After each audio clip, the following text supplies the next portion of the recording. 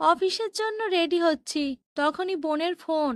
মা আর বেঁচে নেই, শেষ দেখাটা দেখে যা দাদা। আমি হতভম্ব হয়ে ভাবতে লাগলাম কি করব। আজ অফিসে না গেলেও নয়, চায়ের প্রজেক্টটা নিতে পারলে প্রমোশন লেটার পাবো। রওনা হলাম অফিসের উদ্দেশ্যে। স্যার, আমার মা মারা গেছেন, ছুটি লাগবে আজকে। আজকে চায়ের প্রজেক্ট নেওয়ার কথা।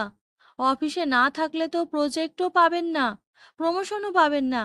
যার প্রমোশনে এত বড় হলাম, সেই তো ছেড়ে চলে গেল স্যার। অফিসে প্রমোশন দিয়ে কি করব? আমার প্রমোশন লাগবে না, আপনি ছুটির ব্যবস্থা করে দিন প্লিজ। স্যার ছুটির ব্যবস্থা করে দিলেন। বিকালের ট্রেনে বাড়ি ফিরলাম।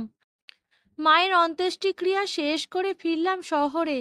অফিস থেকে ফোন এলো তখনই, এখনই অফিসে যেতে হবে। অফিসে গেলাম, বিশাল আয়োজন করে আমায় অভ্যর্থনা জানানো হলো। জানতে পারলাম সিইও পিএ এখন আমি। স্যার হেসে বললেন, প্রমোশনের কথা না ভেবে যে মাকে শেষ দেখা দেখতে চায়, তার মতো দায়িত্বশীল সুশিক্ষিত ছেলেকে অফিসের সামান্য স্টাফ পদে মানায় না।